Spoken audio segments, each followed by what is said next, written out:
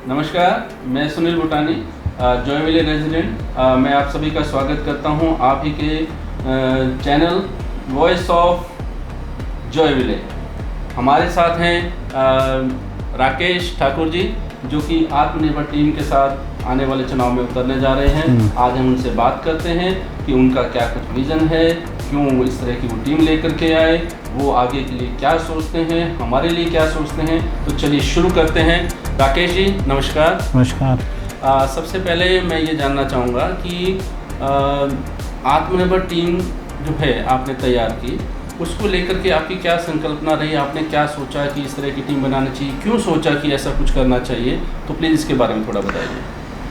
दरअसल ऐसा था कि पिछले साल 2025 में मैं यहाँ पे शिफ्ट हुआ था। शिफ्ट होने के बाद व्हाट्सएप ग्रुप पे काफ़ी प्रॉब्लम्स का डिस्कशन होता था। कभी किसी की पार्किंग में किसी ने कोई गाड़ी खड़ी कर दी, तो कभी किसी के यहाँ पानी गंदा आ रहा है, तो कभी किसी के टाइल में प्रॉब्लम है, तो कभी बाहर वो प्यूरीफायर नहीं चल रहा है, एयर प्यूरीफायर, तो कभी क्लब हाउस में प्रॉब्लम है, तो टेबल टूटी हुई। इतनी प्रॉब्लम्स, यदि जैसा बड़ा ब्रांड, यदि उस सोसाइटी में आप रह रहे हैं और आपको इतनी प्रॉब्लम है और उसके बावजूद जो कुछ लोग क्वेश्चन उठाते हैं तो उनको दबा दिया जाता है और बोला जाता है कि नहीं, बिल्डर ठीक कर रहा है, बिल्डर सही कर रहा है, और उसकी बातों को दबा दिया जाता है। तो एक्चुअली मेरा कहीं सुनील जी इलेक्शन लड़ने का मन नहीं था, कभी नहीं था, क्योंकि मैं खुद एक पत्रकार हूँ और 22 साल से पत्रकारिता कर रहा हूँ। मेरा खुद का बिजनेस भी है, और उसके बाद मुझे टाइम जो था, मुझे लग रहा था कि मैं अपनी फैमिली के लिए टाइम ज़्यादा दूं, ना कि इन सब चीज़ों में उतरूं। लेकिन जब मैंने देखा सोसाइटी के अंदर कि फ्रंट पे बहुत कम लोग आ रहे हैं, और जो लोग आ रहे हैं उनका खुद का मुद्दा है, उनका खुद के फ़ायदे हैं, और इसीलिए वो फ्रंट पे आ रहे थे।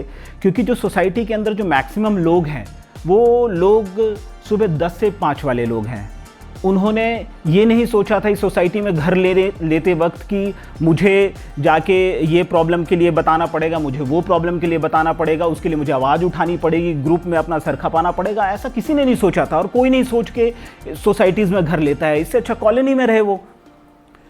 तो उसके बाद जब ये जो अभी पिछले 3-4 महीने पहले मेरे मन में ऐसी आया कि क्यों नहीं मैं इस सोसाइटी के अंदर जो कुछ चीज़ें हैं उसे बेस्ट कर सकते हैं, क्योंकि बेस्ट करने की बात पे डिस्कशन हो नहीं रही थी, प्रॉब्लम्स पे डिस्कशन हो रही थी। तो फिर मेरे कुछ फ्रेंड हैं आईआईटी के और आईआईएम के, मैंने उन्हें बुलाया कि आप एक बारी आओ हमारी सोसाइटीज़ में। और वो जब आए तो उन्होंने देखा कि फिर हमने प्लान किया कि क्या क्या हम विज़न में ला सकते हैं, क्या क्या चीज़ बेस्ट कर सकते हैं। फिर उन्होंने बताया कि आप सबसे पहले जो पार्किंग की प्रॉब्लम है आपकी सोसाइटी में, वो सबसे बड़ी प्रॉब्लम है पार्किंग की। तो फिर हमने पार्किंग पे काम किया और डेटा तैयार किया। फिर हमने प्लान किया कि जो बिजली की खपत सबसे ज़्यादा हो रही है सोसाइटी में, और वो स्ट्रीट लैंप पे हो रही है। जबकि आप जानते हैं, आप खुद सरकारी विभाग से जुड़े हुए व्यक्ति हैं, आपको पता होगा कि भारत सरकार सोलर पैनल के ऊपर बहुत काम कर रही है, सब्सिडी दे रही है, लेकिन हम उसका फ़ायदा नहीं उठा पा रहे हैं। तो ये स्ट्रीट लैंप पे, जितने जो हमारे स्ट्रीट लैंप हैं उस पर यदि हम सोलर प्लेट लगा के हम उसे यदि यूज़ करें तो कितना आपका कटौती होगा बिजली। और वो जो पैसा जो कॉमन एरिया मेंटेनेंस के नाम पे जो जा रहा है, वो पैसा आखिर कहीं ना कहीं तो इसी में से यूज़ हो रहा है बिजली के लिए। तो इन सब चीज़ों पे हमने ध्यान दिया। फिर जाके वेस्ट मैनेजमेंट पे हमने सोचा कि यहाँ पे क्या होता है कि सारा कचड़ा, गीला, सूखा सब एक साथ दे रहे हैं। बीच में ये हुआ था कि चलो अलग अलग देंगे, लेकिन यहाँ से लोग उठा रहे हैं कचरा और वहाँ जाके फिर मिला रहे हैं, तो क्या फ़ायदा हुआ अलग अलग देने का। तो हमारा प्लान बहुत कुछ है कि हम वेस्ट मैनेजमेंट में अपनी सोसाइटी को पैसा कमा के दे सकते हैं। अब ये सोचिए, कचड़े से आप पैसा निकाल रहे हैं। तो इन सब चीज़ों पर हमने काम किया। हमने काम किया कि जो लोग हैं, यंगस्टर हैं हमारी सोसाइटी में, आप देखते हैं कि ज़्यादातर यंगस्टर रह रहे हैं, और उनको जब से कोविड के बाद से वर्क फ्रॉम होम की नीड ज़्यादा हो गई है, ज़रूरतें ज़्यादा बढ़ गई है, सब वर्क फ्रॉम होम ज़्यादा समय देते हैं, काम करते हैं। तो उस सिचुएशन में क्या होता है कि घर के अंदर है, फैमिली रहती है, तो थोड़ा सा अनकंफर्टेबल हो जाता है वर्क फ्रॉम होम वाला व्यक्ति अपना काम धंधे में। तो हमने प्लान किया कि क्लब हाउस के ऊपर भी हम एक 2 तरफ वर्क फ्रॉम होम का हम सेटअप तैयार करेंगे, जहाँ पे एक मिनिमम कॉस्ट होगा, जो आप आइए, आपको एक कप कॉफ़ी मिलेगी और आराम से वहाँ पे आप काम कीजिए टेंशन फ्री। मैं इसी में एक बात और जोड़ना चाहूँगा कि जैसे अभी माननीय प्रधानमंत्री मोदी जी ने भी कहा कि भाई जितना कम से कम हम फ्यूल कम यूज़ करें और वर्क फ्रॉम होम जितना ज़्यादा हो सके, तो इस तरीके से जब हम जैसे उन्होंने पार्लियामेंट में भी कहा कि भाई इस कोविड वाले जो परिस्थितियाँ हैं उस तरफ बढ़ रहे हैं, तो उनका तात्पर्य शायद यही था कि भाई हम लोगों को जो है वर्क फ्रॉम होम करना पड़ेगा, बच्चों का जो है स्कूल की बजाय जो है वो घर से क्लासेस हों। तो कहीं ना कहीं जो बहुत सारे आईटी प्रोफेशनल्स हैं वो तो बहुत सारे जो वर्क फ्रॉम होम कर रहे हैं, और हमारे यहाँ बहुत सारे आईटी प्रोफेशनल्स हैं। तो ये जो विज़न में जो आपने ये पॉइंट ऐड किया है, ये मुझे लगता है कि बहुत ज़रूरी था। और जो आपका जो मैं आत्मनिर्भर वाला जो देखता हूँ कि आत्मनिर्भर का मतलब क्या है, तो कहीं ना कहीं जो आपने सोलर एनर्जी वाली बात कही, तो मैं उसको उस चीज़ से भी जोड़ता हूँ कि शायद जो आत्मनिर्भर का मतलब क्या है कि हम कितना पैसा बचा सकते हैं हमारे रेजिडेंट्स का। लाइक जैसे अगर आप सोलर एनर्जी की बात कर रहे हैं उस तरीके से, फिर आगे और आपके जो होंगे, तो हम पैसा बचा करके जो है उसको फिर अपनी सोसाइटी की डेवलपमेंट में इस्तेमाल कर सकते हैं। बिल्कुल बिल्कुल। जैसे मान लीजिए कि आज के समय आप देख रहे हैं, आप सोसाइटी में आप भी रह रहे हैं काफ़ी दिन से, पार्किंग को लेके प्रॉब्लम होती है। कोई छुपके से वहाँ किसी की पार्किंग में जाके गाड़ी खड़ी कर दी, कहीं उसने रोड पे गाड़ी खड़ी कर दी। तो हमारा ये प्लान है कि पहले हम यदि आते हैं तो सबसे पहले विजिटर पार्किंग को बढ़ाएंगे। सबसे ज़्यादा प्रॉब्लम उस चीज़ की है, क्योंकि यदि कोई आपके घर में गेस्ट आता है, और गेस्ट यदि आता है तो वो आपका हमारी जो सभ्यता है उसमें अतिथि देवो भव के नाम से, और यदि हमारा अतिथि आ रहा है उसे ये प्रॉब्लम हो रही है कि गाड़ी खड़ी करने के लिए उसे प्रॉब्लम हो रही है, गेस्ट को उसे जगह नहीं मिल रही है। क्यों नहीं मिल रही है? क्योंकि मैनेजमेंट में कहीं ना कहीं प्रॉब्लम है।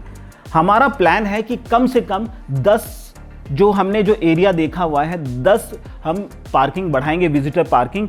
दूसरी चीज़, यदि कोई रेसिडेंस उस पार्किंग में रेगुलर गाड़ी खड़ा कर रहा है तो हम उसे एक बारी पहले बोलेंगे कि भाई साहब आप गलती कर रहे हो, आप सुधर जाओ, और यदि आप अगली बारी खड़ी करोगे तो हम 500 रुपये का चालान करेंगे, फिर 1000 रुपये का करेंगे, फिर 2000 का करेंगे, यदि रेगुलर वो व्यक्ति वो कानून तोड़ता है। मतलब आप ये कहना चाहते हैं कि डिसिप्लिन मेंटेन करने के लिए ये जो पेनल्टी सिस्टम भी हम जी कर सकते हैं, बिल्कुल। पेनल्टी के बिना इस तरह की चीज़ें हम लोग अवॉइड करते हैं। जब उनको फाइनेंशियल लॉस होता है तभी इस तरह की चीज़ें वो रोक पाते हैं। जैसे वो क्लम सिस्टम बनाएंगे, चाहे वो करेंगे, तो ये चीज़ जो आपने, लेकिन मैं आपको सॉरी रोक रहा हूँ, इसमें एक सबसे बड़ी चीज़ ये होगी कि इस जरिए से क्या होगा कि एक तो व्यवस्था जो है वो ठीक होगी, दूसरा आपकी कैम में पैसे आएंगे। ये कुछ लोग हैं, आप ये समझिए कि जो RFID जो है, RFID कई एक फ्लैट है, मान लीजिए कि फ्लैट जो 3 BHK है उसको एक कार का मिला हुआ है, और जो 4 BHK उसको 2 कार का मिला हुआ है, जो 2 BHK उनको एक कार का मिला हुआ है। यदि हम अभी उतने ऑक्यूपेंसी हुई भी नहीं है सोसाइटी, उसके बावजूद आप नीचे देखेंगे पूरी पार्किंग फुल है, ऊपर पूरी पार्किंग फुल है। कहाँ से इतनी गाड़ियाँ आई हैं? यानी RFID कहीं ना कहीं कुछ प्रॉब्लम किया गया है। तो हम पूरी RFID फिर से एक बारी जांच करवाएंगे कि एक्चुअल में कहाँ कहाँ ये प्रॉब्लम है। और ऐसे बहुत सारे मैं बोलता हूँ कि लोग हैं, रेसिडेंट्स हैं। देखिए, हम यहाँ पे ऐसा नहीं है कि हम जीतने यदि आ रहे हैं तो हम काम भी करेंगे। हम किसी को खुश करके सोसाइटी का बेड़ा गर्क करने नहीं आ रहे हैं। ठीक है, बहुत अच्छा आपका ये था। और पार्किंग एक बहुत बड़ा इशू रहा है, क्योंकि हम सब फेस कर रहे हैं। हम भी 1 साल से आए हैं और इस तरह की चीज़ें देख रहे हैं। और क्योंकि ये सारी चीज़ें हमें कहाँ से पता चलती हैं, बेसिकली व्हाट्सएप ग्रुप जो हमारे सोसाइटी के बने हुए डिफरेंट, तो उसमें इस तरह की चीज़ें आती रहती हैं। तो इसलिए एक सबको कंसर्न रहता है, उस कंसर्न को आपने एड्रेस किया, बहुत अच्छी चीज़ आपने की। अच्छा, मैं एक अगले उसमें जानना चाहूँगा कि आपका मैंने सुना है और कहीं मैनिफेस्टो में भी शायद देखा है, तो उसमें ये है कि आप जब, क्योंकि फर्स्ट चुनाव है, आपको हैंडओवर लेना होगा जो भी इलेक्टेड बॉडी होगी उनको, बिल्डर से आपको हैंडओवर लेना। तो उस टाइम में क्योंकि कंस्ट्रक्शन जो ऑडिट को लेकर के लोग बात करते हैं ग्रुप्स के अंदर, तो वो पॉइंट भी आपने उसको रेस किया है। तो आपको ऐसा क्यों लगता है कि भाई कंस्ट्रक्शन ऑडिट होना चाहिए? बिकॉज बहुत अच्छे बिल्डर हैं और सब चीज़ें बहुत अच्छे तरीके से हमें दिखती हैं, तो आपको ऐसा क्या दिखा कि आपको लगता है कि भाई देखिए, सबसे पहली बात, यदि अच्छा बिल्डर की बात करते हैं, अच्छा बिल्डर होता तो इतनी प्रॉब्लम्स नहीं होती जितनी प्रॉब्लम्स आज हो रही हैं।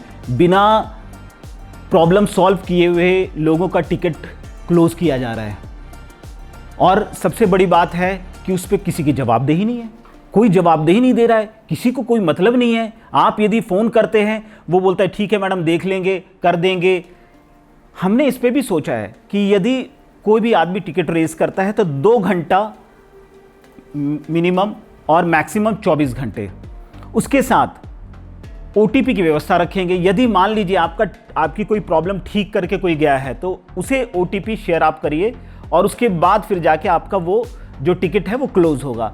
हमने इस पे सोचा है, इस पे भी हम काम करेंगे। और दूसरी माफ़ कीजिएगा, दूसरी स्ट्रक्चर ऑडिट की आपने बात की। देखिए दरअसल होता क्या है कि जब ये सोसाइटी बनी थी तो सबसे पहले फर्स्ट फेज़ वाले लोग आए थे। जब फर्स्ट फेज़ वाले लोग आए थे तो आधा काम चल रहा था, क्लब हाउस भी उनको ठीक से नहीं मिला था, लेकिन वो कैंप दे रहे थे। प्रॉब्लम्स थी, आप यदि देखेंगे बरसात के समय पहले फेज़ में तो नीचे पार्किंग में पानी आ जाता है, थर्ड फेज़ में पानी आ जाता है। जब पिछली बरसात आई थी तो पूरा पार्किंग भरा हुआ था। तो ये जो प्रॉब्लम है, ये प्रॉब्लम यदि एक अच्छा बिल्डर है लेकिन उसने इस चीज़ को देखा नहीं, उसने उस चीज़ को ध्यान से नहीं मैनेज किया। आपको याद होगा कि जब बरसात आती है उसके 2-3 महीने तक जो पार्किंग जो बेसमेंट का फ्लोर है वो गीला रहता है, वो सूखता नहीं है। इन्होंने बीच में पॉकेट्स बनाए थे खोद के कि उसमें पानी इकट्ठा हो जाए, फिर वहाँ से पानी निकालने लग गए। तो ये सब चीज़ें इन्होंने की। और रही बात स्ट्रक्चर ऑडिट की, स्ट्रक्चर ऑडिट इसलिए ज़रूरी है कि आप यदि कभी भी कोई कार खरीदने जाते हैं, जब आप देखते हैं टाटा नेक्सॉन हो या स्कोडा हो, वो बताते हैं, वो टेस्टिंग का बताते हैं कि हमारी जो कार है वो उसे 5 स्टार मिले हैं सेफ्टी रेटिंग के। लेकिन आप जिस बिल्डिंग में रह रहे हो, जिसमें आपका पूरा परिवार रह रहा है, जिसमें आपके बच्चे रह रहे हैं, आपके माता पिता रह रहे हैं, उसकी स्ट्रक्चर ऑडिट क्यों ना हो? यदि हम स्ट्रक्चर ऑडिट की बात कर रहे हैं और कुछ लोग जो बिल्डर के फेवर के लोग हैं वो बोलते हैं स्ट्रक्चर ऑडिट कैम के पैसे से होगा। क्यों होगा कैम के पैसे से? स्ट्रक्चर ऑडिट होना चाहिए, बिल्डर को कराना चाहिए। और मैं आपको ये विश्वास दिलाता हूं, पूरी सोसाइटी को विश्वास दिलाता हूं कि यदि हम आए तो हैंडओवर तभी लेंगे जब स्ट्रक्चर ऑडिट बिल्डर करके देगा। मैं इसी में एक पॉइंट और ऐड करना चाहता हूँ कि जैसे फाइनेंशियल्स को लेकर के भी बात चलती है कि भाई कितना खर्च हुआ, कितना क्या हुआ। जैसे पीछे एपिसोड में भी जो है DP शर्मा जी जो हैं उन्होंने भी ये बात उठाई थी। तो उसको लेकर के जो है आपका ये मंतव्य भी है कि जैसे आप कंस्ट्रक्शन ऑडिट थर्ड पार्टी से करवाने की बात करते हैं, तो क्या इसी तरीके से फाइनेंशियल फॉरेंसिक ऑडिट की भी बात आप सोच रहे हैं? हाँ बिल्कुल। अब एक बात बताइए मुझे, पिछले साल हम जब आए ट्रैक्टर पे ट्रैक्टर पानी आ रहा है। अब मैं आपको सीधा एक छोटा सा क्वेश्चन पूछता हूँ। अभी इस 2-3 दिन रख लीजिए या 1 महीने रख लीजिए, 1 महीने के दरमियान हमारी सोसाइटी में कई बारी पानी आए। हमने अडानी में पूछा, अडानी में कोई प्रॉब्लम नहीं। हमने इंपीरियल गार्डन में पूछा, वहाँ कोई प्रॉब्लम नहीं। BPTP में पूछा, कोई प्रॉब्लम नहीं।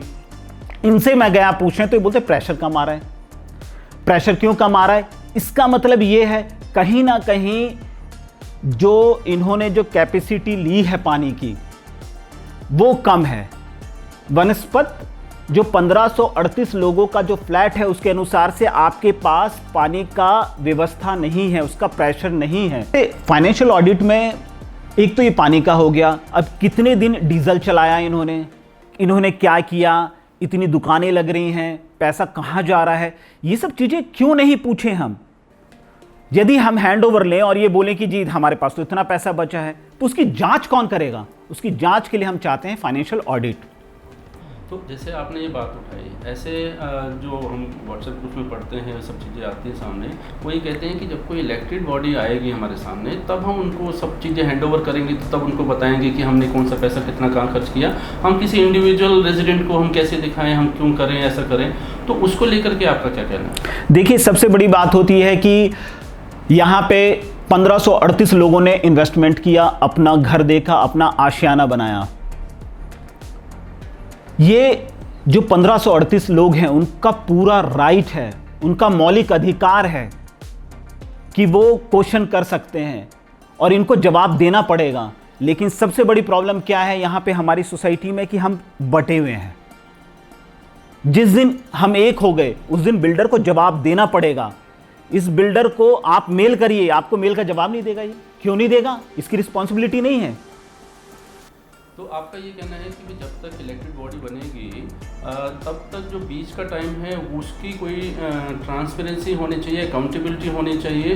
कोई भी रेजिडेंट सवाल पूछता है तो उसके जवाब आना चाहिए हमारे सामने, क्योंकि बॉडी बनने में, क्योंकि अब जो फर्स्ट फेज़ से लेकर के थर्ड फेज़ तक हम आए और अब इलेक्शन तक पहुँचे हैं, तो बीच का जो टाइम है कि जब लोग क्वेश्चन करते हैं उनको जवाब नहीं मिलता, तो इससे जो है वो उनकी प्रॉब्लम होती है। इसलिए उनको लगता है कि अब जब चुनाव हो जाएंगे, उनकी बहुत उम्मीदें हैं कि अब जब चुनाव हो जाएंगे, एक इलेक्टेड बॉडी आ जाएगी तो फिर एक ट्रांसपेरेंसी आएगी। तो इसके ऊपर जो है आप क्या कहना चाहेंगे? देखिए ऑफिस का टेंशन, लोन का टेंशन, वो घर आ रहा है ऑफिस से, अपने बाल बच्चों को टाइम ना देके उसे प्रॉब्लम हो रही, लिफ्ट नहीं चल रही, भाई ये यहाँ पे मेरे घर में पानी गंदा आ रहा है, नीचे पार्किंग के लिए वो आया 1 घंटा वो हॉर्न बजा रहा है कि भाई पार्किंग, तो आधा फ्रस्ट्रेशन तो उसका वही हो गया। वो किस लिए उसने घर लिया यहाँ पे? यदि ये सब चीज हम ही करेंगे, सोसाइटी में जो 1538 लोग ही करेंगे, तो ये जो कैंप का पैसा हम दे रहे हैं सीबीआरई जैसी इतनी बड़ी कंपनियों को क्यों दे रहे हैं? क्या मतलब बनता है इनका देने का? बात उठा रहे हैं, अब उसके अंदर बेसिकली जो ये काम है, जो भी एक मैनेजमेंट एजेंसी इन्होंने हायर की है जो कि यहाँ पे सीबीआरई है, तो काम तो ये सारा उनका है। तो हम रेजिडेंट्स जो हैं, आप ये कहना चाहते हैं कि जब उनका काम है, अगर वो काम ठीक से करें तो हम लोगों को टिकट रेज करने की ज़रूरत नहीं है, हम लोगों को इस तरह की प्रॉब्लम फेस करने की ज़रूरत नहीं है। तो आप ये कहना चाहते हैं कि आप जो हैं उस जो एजेंसी है उसको, उनकी अकाउंटेबिलिटी को बढ़ाएंगे, उन पे चेक एंड बिल्कुल रखेंगे, वो सब चीज़ें। बिल्कुल। तो आपका ये कहना है? हाँ बिल्कुल। यदि मान लीजिए कि जैसे हमारी टीम में कैप्टन डीके शर्मा जी हैं और वो काफ़ी अनुभवी व्यक्ति हैं, हमारी टीम में कैप्टन हर्ष वालिया जी हैं जो कि जॉइंट डायरेक्टर पंजाब गवर्नमेंट के में रह चुके हैं, उन्होंने काम किया है, और प्रियंका जिंदल जी हैं जिनका खुद का काफ़ी 15 साल का एक्सपीरियंस है।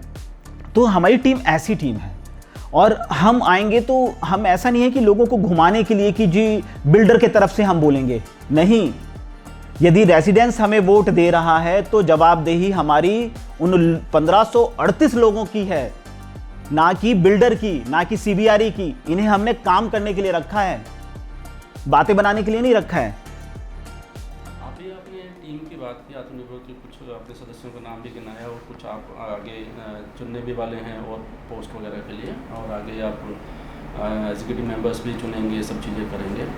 तो आपने हमने भी देखा है कि उसमें काफ़ी अनुभव, जिसमें डीके शर्मा जी का नाम आपने लिया, वालिया साहब का नाम लिया, जिंदल मैडम का नाम लिया, और आप स्वयं जो हैं बहुत अनुभवी, और इस तरीके से आप बहुत बारीकी से चीज़ों को जानते हैं, समझते हैं।